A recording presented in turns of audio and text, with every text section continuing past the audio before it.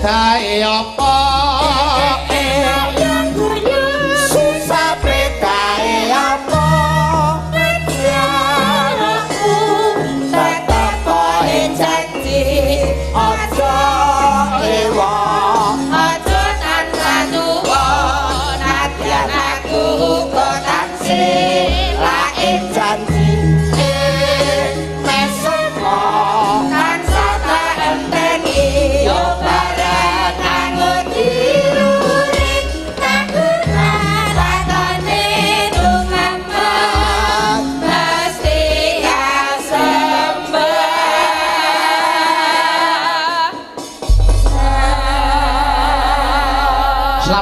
Mbak Nike. Selamat malam Mas Bayu. Pinaringan sehat ta? Alhamdulillah pangestune Mas, kula sehat. Kudu disehat-sehatke mergo sampeyan kuwi dudu duweke kulawarga ning saiki duweke masyarakat umum mergo kepinteran panjenengan. Nggih Mas. Tetep awet lembah manah, tetep awet dadi piyai sing apik lahir lan batine. Amin. Nggih Mas pangestune. Sing penting awet, muga-muga awet nggih to. Nggih leres. Nggih niku panjenengan wis diantu-antu kalih warga Koperasi Karep Tuwin Bojonegoro sakiwa tengenipun. Salam hormat sing nduk kagem Bapak Suryadi. Oh nggih kagem Bapak Haji Suryadi. Bapak Haji Suryadi. Suryadi. Menika selaku direktur utama. Oh, lah kula foto kalih Mau Pak Tresno. Sanes Ibu Suryadi. Ibu Suryadi ketinggalan. Nggih. Tapi kalih Pak Suryadine dereng. Ayo mengke no. Kok diaturi pinarak munggah. Oh gitu biar saya juga tahu. Nggih no. Kau yang kepareng foto munggah lah jadi sejak ini gampang. Gampang apa no? Engko nek Pak Suryadi munggah, kuwi mesti nganti para karyawan-karyawane utawa anu kalian Pak Haji Sutresno. Dadi mungkin jenengan saya akeh. Nggih, dadi jenengan lenggah sik. Men Pak Suryadi karo nduk Niken. Yen Pak Suryadi munggah terus aku lungguh ora cair. Ya ora apa-apa sing butuh cair kan kudune sing enom. Nah, sing tuwake wis ora butuh. Apa rumasamu sing tuwa iki kenthel. Kok cair yo padha wae. Apa men suarane? Kok huruf Nduk Niken iki ulang tahun Koperasi Karep yang ke-49. Semoga Koperasi Karep Bojonegoro dan juga khususnya buat Bapak Suryadi semakin jaya, semakin sukses, semakin lancar, semakin apa ya Mas? Semakin kuncoro gitu saya kundang Koperasi Karep buat masyarakat itu loh semakin saya rukun saya makmur masyarakate Pak gitu Mas Suryadi dunganipun lari kang tasih polos mandi benten kali dungane sing gondol 50.000 yo ngapa toh kok gondoli piye dilungi kok gondol aku dendam pokoknya aku kok dendam jadi kira polos bocah iki lah kuwi 50.000 lha iki apa ingsun pribadi. Iki apa Pak De? Iki kok dalange khusus aku satu. Iki khusus sampean. Sampean ora sir ngowehi aku to. Jare aku sampean pek putu. Niken iki apane jenengan? Ya sak putuku. Lah iya mbae iki nek ketemu putune mesti ya nyangoni, mosok ya mung meneng wae. Wis suwi lho ora ketemu. Lah iya, wis suwe to, Nduk Niken ora ketemu karo Mas Gareng. Ya mosok ya tega. Ayo. Piro kuwi? 50 lho, Mas. Ya digenepi 100 to. Wong tuwa kok karo bocah kok genepi piro? 100. Yo 150 pen kabeh. Ya alhamdulillah. Wong ngekei putune kok nyicil. Sampe ikhlas apa ora? Kayake nesu lek nesu nyo gak usah wis sampe nanti masuk neraka lho. Aku ki atiku wis koperasi. Dadi kabeh tak keke. Loh, kapan kok ora ngabari nek operasi? Koperasi. Koperasi to, Mas. Krungu kuwi koperasi. Ati kok koperasi iki piye maksudnya? Karep. Oh, karep. Atiku wis karep, atiku wis koperasi. Oh, iya. Ya wis karep, tak kei. Iya. Aku wis karep. Wis raksa ngono kaya. Oh, aku anggur kepethuk niken kok mesti kelangan aku. Lho jane berarti ora karep kok gelo dirembuk iki. Heeh. Ya karep. Nggih. Mulai yo iki diaturke rerepen sawetara Mbak Mbak Niken. Nggih, Mas Bayu. Ya, disalam dulu salam sapa dulu untuk para penonton semene akeh iki. Nggih, ngaturaken Assalamualaikum warahmatullahi wabarakatuh. Iki aku lagi iki lho, main wayang kok ning pertelon iki lagi. Apa pertelon piye? Lah iki kono. Iya. Kaya ning pertigaan. Ah ning kene piye? Disulap dari gedung pertemuan ya penak. Betul. Niki maune napa, Mas? Niki maune napa? Pabrik to? Nggih niki ya pabrik. Niki dienggo napa niku nampa mbako, Nduk. Oh, tapi Pak Sri niku alhamdulillah niku lho Mas, tiange niku mboten pelit. Oh, tenan kok. Biasane lek teng pabrik ngeten iki to, didelok mung nggih karyawan karo staf-stafnya. Tapi hari ini untuk umum loh Mas. Oh, luar biasa. Nek mriki sudah tahu. Nah, tepuk tangan untuk Koperasi Karep. Ini memang dari kita untuk kita. Ngerti toh, Koperasi Karep niku nek ora ana panyengkuyunge masyarakat tidak akan berdiri. Betul. Mula gandeng syukuran ya masyarakat dikedepankan. Loh. Kayak sing mirsani kuwatah sangat loh Mas. Jan hebat nek semene kok wong kabeh. Lah nggih. Iki didol apa piye iki? Apa to? Iki Itu kok ana pesawat ning kene iki? itu namanya drone. Apa? Drone. Oh, drone toh. Iya. Kuwi drone. Tahu enggak fungsi dari drone itu apa? Apa? Drone itu kamera yang bisa menyuting dari jarak kejauhan. Dari ketinggian. Iya, dari ketinggian. Oh, kuwi ana kamerane to? Heeh, ada kamera. Wow, iya. Alah. Ya wis tua Mumpung di kan. kamera. Neng kamera drone itu tidak bisa menangkap jam. Gitu. Oh, berarti hilang Mas lek ana Ora jine. ketok ya? Ora ketok lek putih lho sing mening-mening ayu-ayu ketok. Anggere sing Aku tak putih. pindah saka jam ning jam. Ya, Oh, aku diarani kaya dukung to kae. Oh, sapa sing tukang? Mbahmu donekke jam kok kowe.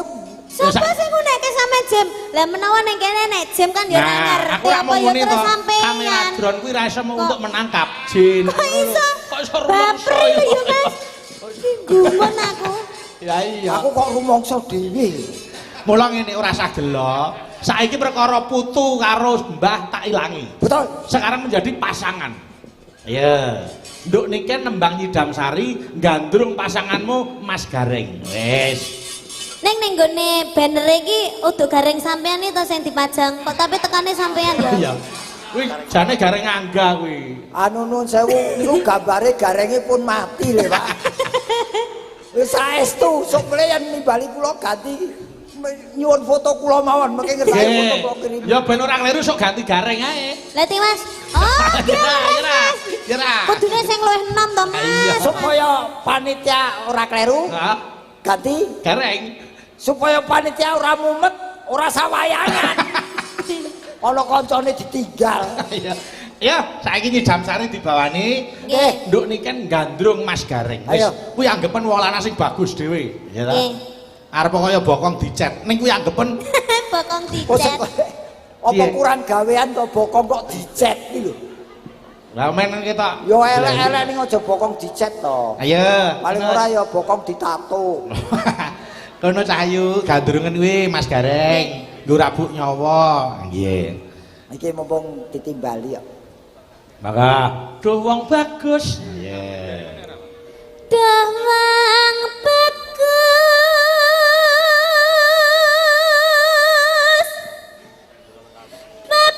Bapak jening hati. Iki jane niken iki statusnya apa to? Lah ya penyanyi waranggono. Penyanyi polahe kok bajak laut. Piye to eneng apa to? Jawel wong bagus ki kekasih sing alus. Lah mah aku ben gandrung wong mesti lek dijawel mesti ngene ya mending tak ngenekne ae. Manut to. Arang-arang tuh gandrung ayu. Oh, arang-arang piye gandrungan karo niken sesuk asam uratku kambuh. Amin. Ah kok. Cai dia. Oh sehat tuh asam urat, asam lambung kok ya. Ayo, rene. Kok asam lambung? Eno. Ayo. Sawangan lampu kaya ana sing mati siji. Lah, Ngono dirembuk. Dah iya. Kaya ngene mang nandang as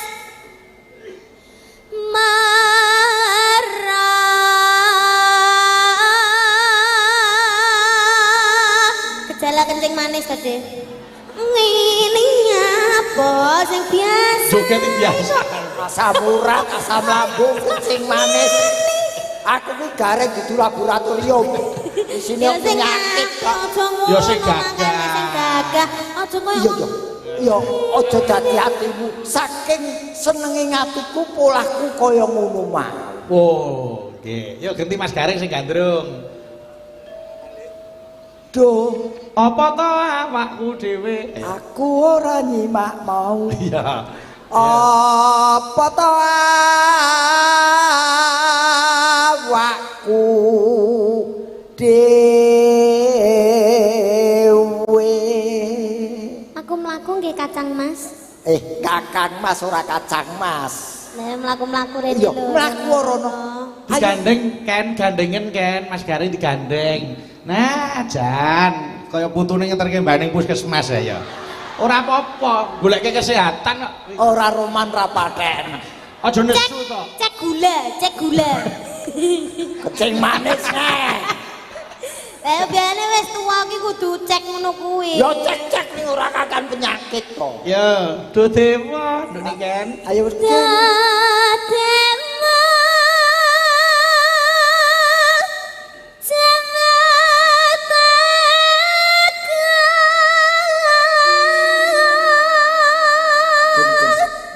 Nyawang kini nih Ken. malas sana.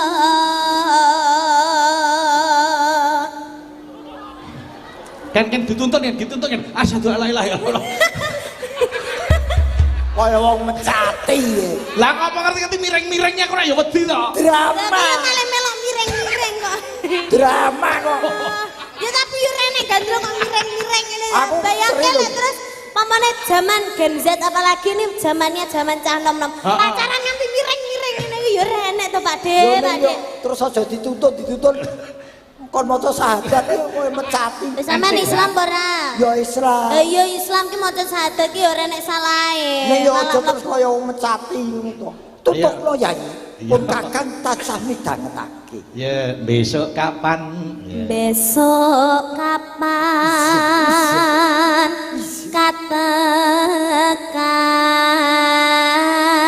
katakan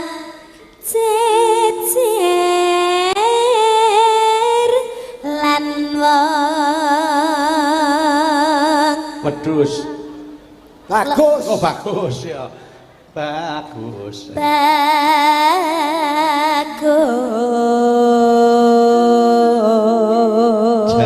Bagus. Upama sira Upama sira nakoda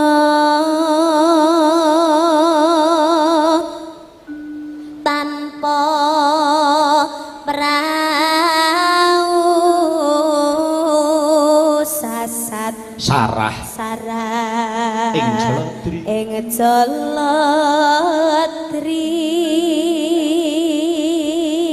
Paten kakean lagu dadi ora hafal ya. Apal? Lapal iki yo ngelingke wong kenani lali ora masalah. Ngono kok diurus karo putune mbok ngelingke kok malah nyengeni. Ya kan ya. Lah iya, kono dhewe yo ora apal. Jare pacangan saiki putu. Oh iya, ya wis. Iya. Aku wis ndak kuat kok dadi pasangane sampean kok. Wis ora kuat piye ta, Kek? Oh, mulane anggar petuk, petal, petuk, putus. Kowe ora kuatan. Wis ganti wong piro wae. Ora, yo urung jodone. Iki sih konsentrasi ning sekolah. Saiki kelas piro to, Cahayu? Kelas 2 SMA. Kelas 2 SMA. Oh, nek Masa cedak karo wong lanang iki nggo semangat belajar. Iya. Ngono. Masa arep cedak karo wong tuwa. Tuwa ya ora apa-apa ning sing akeh duwite. Lah, iki apik iki. Ngono. Lah iki tuwa rene apa-apa ya. Wis tuwa tak kanggo. Loro-loronen. Oh alah ya. Yuk kan. Ngedam tari. Yuk. Lanjut. Sok. Nyidam sari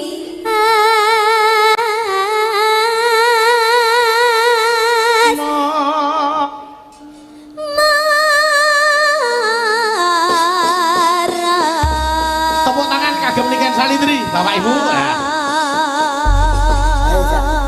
Iki mumpung tak tes saiki. Kenapa?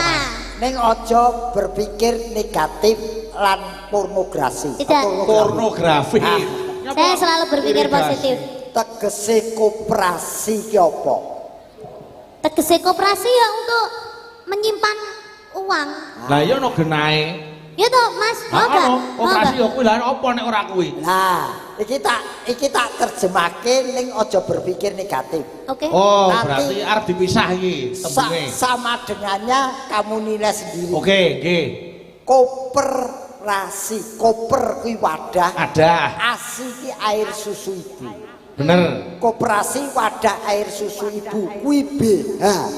Iya, heeh. Artinya BH berbadan hukum. Nggih. Jadi kalau koperasi cari koperasi yang berbadan hukum seperti koperasi Karep niku genah wis sah. Tur aman. Kalau tidak berbadan hukum berarti itu bisa-bisa penipuan. Oh iya. Aku bangkit sari.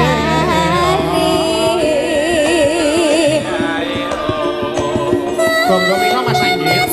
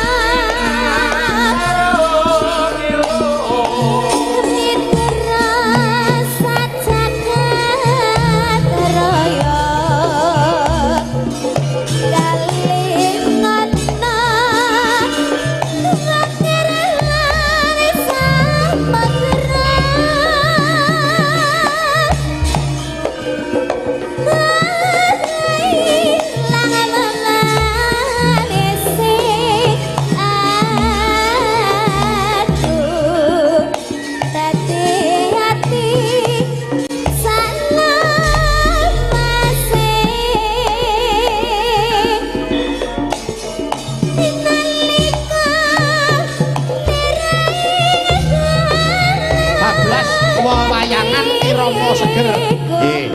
Lam-laman sliramu bagus.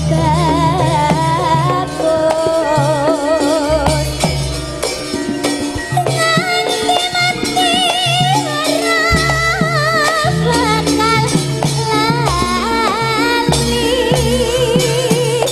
Lakae lintange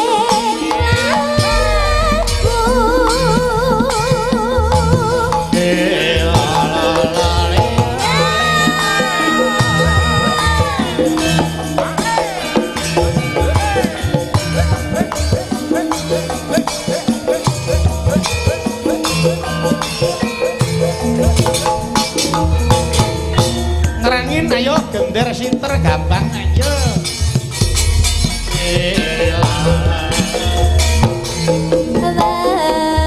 Dua kali monggo ya Ger.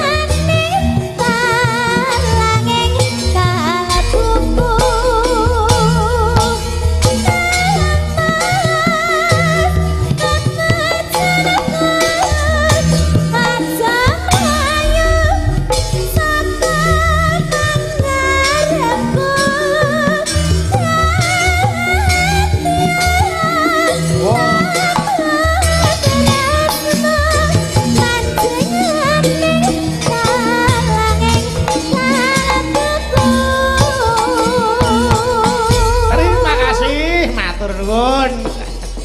elok tenan. Wah, mula ya ora gumun, ora Piye? kalian Niken ki saya mumbul.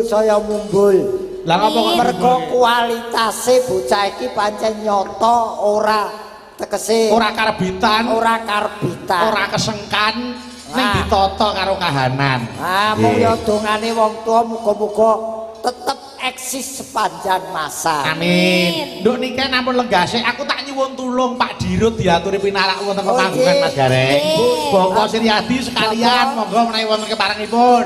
Bapak. Sekalian Pak Trisno sinten mawon ingkang bakal dipun kanthi kados Bapak. sadat saben monggo mriki.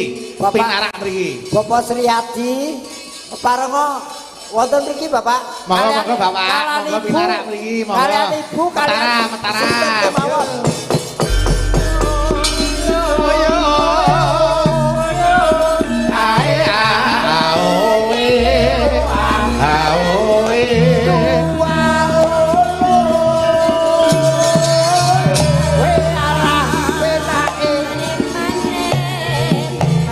Larak disampirke ngono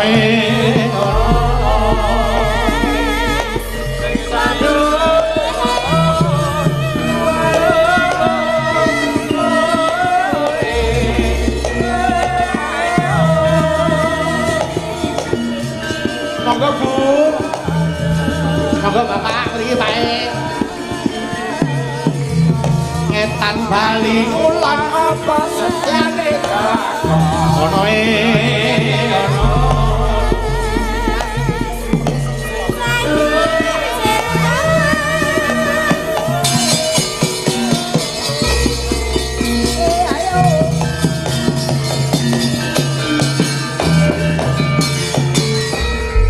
Alhamdulillah ketemu melih Mas Gareng pinanggih kalian beliau Bapak Siryadi kalian Ibu. Oh, oke.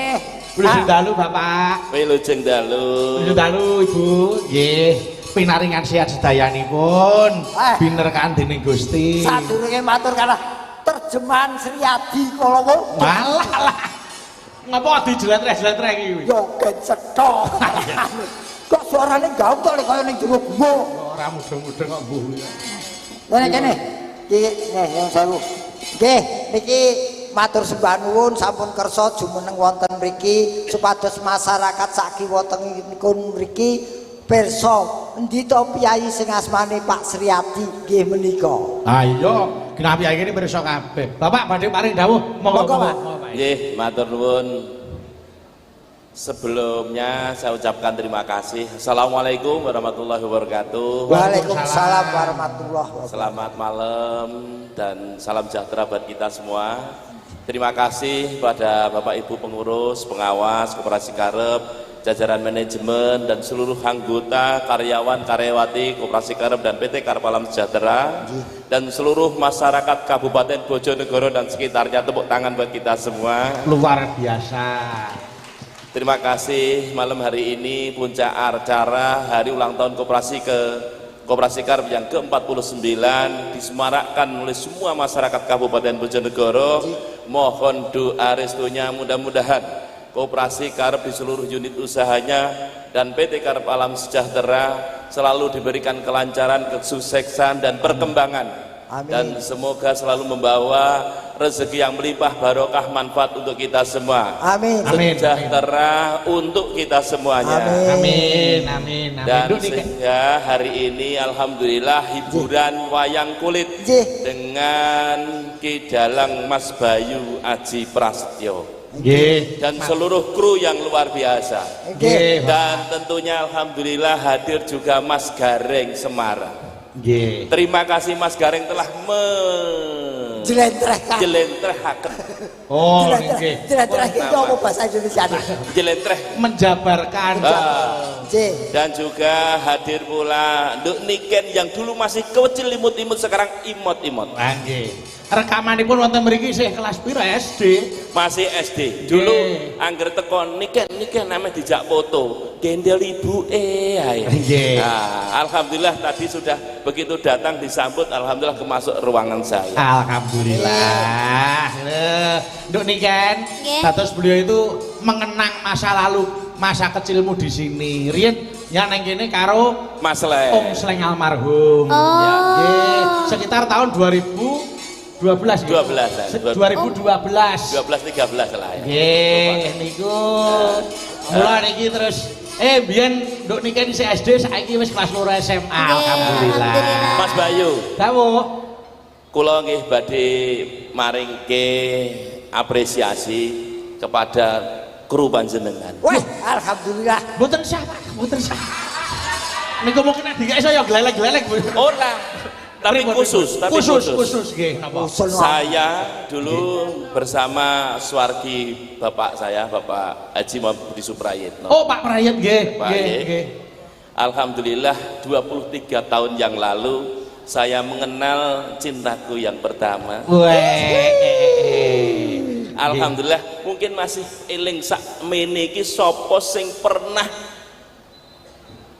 nanggonku tanggal 31 Mei 2002. Weh, lah iki. Ayo Mas Bayu mesti ra kelingan. Soal Mas Bayu sik cilik mungkin. 31 Mei 2002. 2002. Nah, pas iku pas ngantenanku, pas nikahku. Nggih. Niku sing ngasto dalange sinten? Ora enek Mas dalange karena dalangnya waktu kuwi Pak Budi Suprayitno senengane Bapak Mas Bayu, Bapak Anom Suroto. Nggih. Maka